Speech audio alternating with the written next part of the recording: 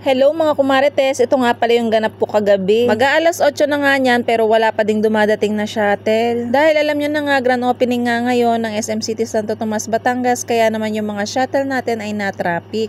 Pero dahil nga meron na nga tayong terminal, ay kahit nga malate ang shuttle ay pwede ka nga umupo dito sa loob at naka-aircon ka pa nga. Kaya naman okay nga lang na magantay ka ng matagal dahil nga nakaupo ka pa. At kahit naman malate tayo, basta nasa loob nga tayo ng shuttle ay may bayad pa rin tayo. Hindi nga tayo pwedeng umabsent mga kumarites dahil kompyutado ko na nga kung magkano ang sasahodin natin sa asingko. At syempre hindi nga sa amin nagpapasahod ng Sabado at Linggo, kaya naman at rest nga ay may sahod na tayo. At napaprank pa nga kami dito sa mga shuttle na dumadating dahil akala nga namin ay incoming. 4 na shuttle na nga yung dumaan pero lahat ay outgoing pala. Kaya naman natatawa na nga lang kami kapag kabubukas ay may mga bumababa. Dahil nga mga sugudang-sugudan ay akala mo'y maiiwanan lagi ng shuttle. Syempre hindi naman din tayo makikisugod at alam naman natin na outgoing lahat yung mga yan. Syempre lahat naman kami gusto nga namin makasakay para nga hindi nga kami abuti ng late. Ang sabi kasi nung driver ng shuttle ay napaka-traffic nga daw. Pero siguro naman ay papunta nga lang dito ang traffic. Dahil nung tiningnan naman namin sa Google Map ng aking asawa ay hindi naman masyadong traffic pag papunta doon. At ako nga ay tamang video na nga lang dito sa gilid para nga may ebidensya na tayo nga ay pumasok. Charis. Thank you Lord dahil nga 2 weeks nga akong walang absent at hindi nga tayo tinaman. Tatama din ka pa ba niyan ay O1 rank ka na, Charis. Ang sarap pala talagang sumahod lalo na kapag ka O1 rank ka na. At ito naman nagagandahan mga dilag dini ay nagpapasama nga sa video. Shoutout nga sa inyo. Alas 8 na nga nang dumating itong incoming na shuttle. At nung dumating nga ako sa company ay 8:57 na nga ako nakapag-in. 3 minutes na nga lang ay magta-time na nga. Dahil ayoko nga magpa-DTR kapag ka late ay talaga naman pinaspasan ko na nga ang aking lakad. Pero okay lang naman yun na kahit late ka ay may bayad pa rin naman kapag ka nasa shuttle ka nga. At hindi na nga ako nakapag-video nung dumating sa company dahil malilate na nga tayo. At yung mga sumunod na video nga ay kinabukasan na. Sabado na nga ito mga kumarites.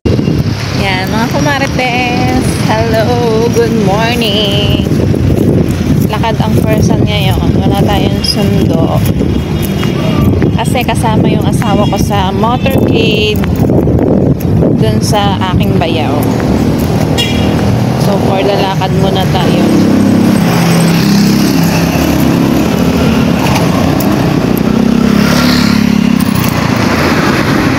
Ibang muna tayo.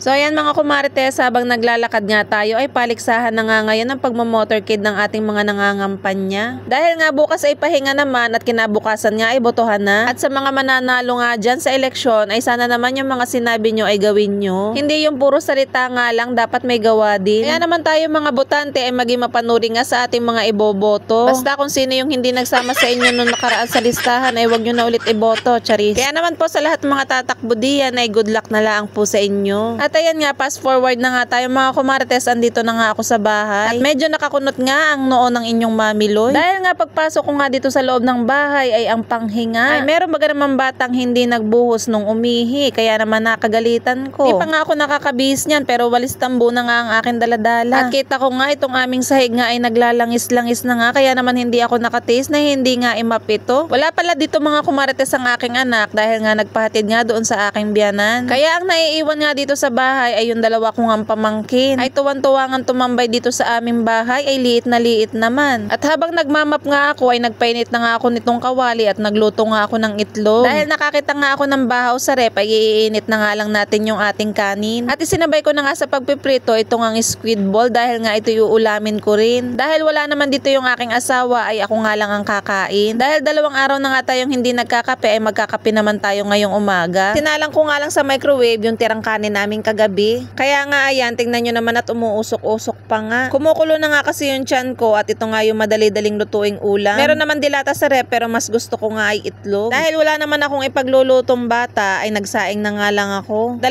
gatang nga lang yung isinaing ko dahil 2 lang naman kami ng aking asawa nakakain dito mamaya. Para hindi na nga ako magluto ay titingin na nga lang ako sa rep ng madaling ilutong ulam. At pagkatapos kong kumain ay mahihiga na nga lang ako. Dahil mamaya nga ay last day na nga ng pasok natin at bakasyon na nga tayo tayo mga kumarites. At tapos na nga akong kumain mga kumarites at bubuksan ko na nga itong ating aircon. Salamat naman at magdamag naman siya nakapahinga dahil dun nga natulog yung aking mag-ama sa aking biyanan. Kaya nga pag dito nga nakatambay ang mga bata ay halos walang patayan na rin. At syempre may pa-electric pan pa nga. At yun lang naman mga kumarites at tayo tutulog na. Salamat po sa inyong panonood. Bye!